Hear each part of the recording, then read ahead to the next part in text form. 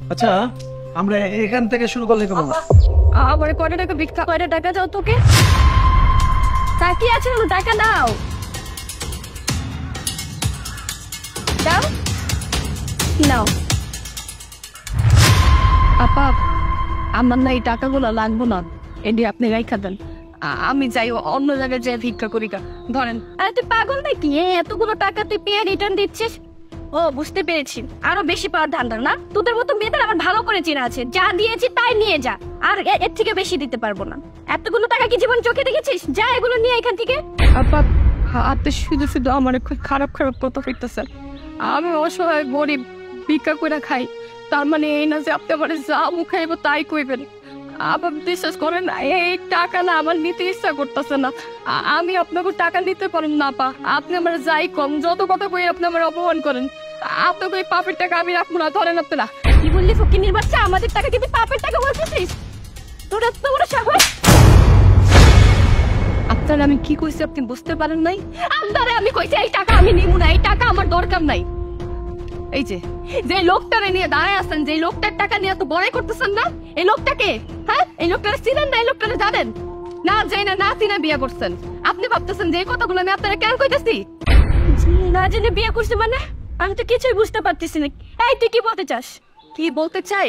হ্যাঁ, একটা মানুষটা বিয়ে করার আগে তার ফ্যামিলি কোন জায়গায় থাকে, তার পরিবার কি করে সেটা জানা উচিত। এই যে এই লোকটা আগে বিয়ে করছে কিনা সেটা কি আপনি জানেন? এই লোকটার প্রথম স্ত্রী আমি। এই যে বড়াই করতেছেন না, জামাই জামাই করে যে টাকার গরম দেখাইতেছেন, এই টাকাগুলো কই থেকে আইছে? এই টাকাগুলো আমার বাপের কষ্টের জায়গা জমি বিক্রি করার টাকা। আরে আমি ভালোবাসে বিয়ে করছিলাম, তখন ওর কোনো ইনকাম রুজি ছিল না। তখন চিন্তা করলাম যে না, ওর তো একটা কিছু করাইতে হইব, ওর তো ইনকাম রুজি করার দরকার। তখন ওর কিছু ছিল না দেখা আমার বাপে কষ্ট করে আমাকে যত জায়গা জমি আসলো সবকিছু বিক্রি করে ওরা শহরে পাঠাইছে ব্যবসা করার লেগা। আর ও শহরে যায় আমার ভুলে গেছে। একটা দিনও আমার ফোন দিয়ে আমার খোঁজ খবর নেয় নাই। ওরা আমি কত জায়গায় জায়গায় খুঁজছি, ওরা আমি কোথাও খুঁজে পাই নাই। আজকে প্রায় 4 বছর পর ওরা আমি দেখলাম, আর দেখি যে আপনার মতো একটা মাইয়া নিয়ে এই জায়গায় আইছে। তুমি এই কাজ করতে পারলা? তুমি কথা বলছো না কেন? ও কি যা বলেছে সব সত্যি? বলো আমাকে। না, ও যা বলেছে সবই সত্যি। ও হচ্ছে আমার প্রথম বউ, আর ওর ফ্যামিলির জন্যই আজকে আমি এই অবস্থানে এসেছি। ওর জমি জমা বিক্রি করে আমি শহরে যাই, শহরে যাওয়ার পর আমি ব্যবসা চালু করি, তারপরে আমি প্রতিষ্ঠিত হই। আর শহরে যাওয়ার পর তোমার আমার অনেক ভালো লাগে। ভালো লাগার পরেও তোমার কাছে ওর কথা কিছু বলতে পারিনি। আর সুমাইয়া, তোমার জন্য আজকে আমি প্রতিষ্ঠিত হয়েছি, আর সেই আমি কিনা তোমার সাথে বেমেনি করছি। এটা অনেক অন্যায় করেছে, আমি অনেক অন্যায় করেছি। সুমাইয়া, চলো চলো আমরা সে আগের মতো আবার সংসার শুরু করি। ক্ষমা করে দিব? তুমি কোন মুখে আমার কাছে ক্ষমা চেতেছো? তুমি আজকে আরেকটা মেয়ে নিয়ে আসছো, ওকে বিয়ে করে এই এলাকায় তুমি নিয়ে আসছো, আবার বলতেছো আমি তোমাকে ক্ষমা করে দিব?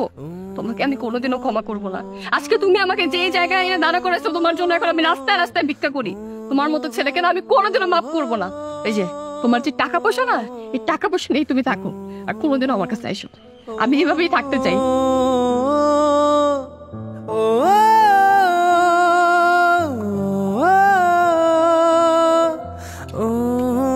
তুমি একসাথে আর কয়জনের জীবন নষ্ট করবা? তুমি আমার সাথে আর কোনোদিন যোগাযোগ করবে না। ছি!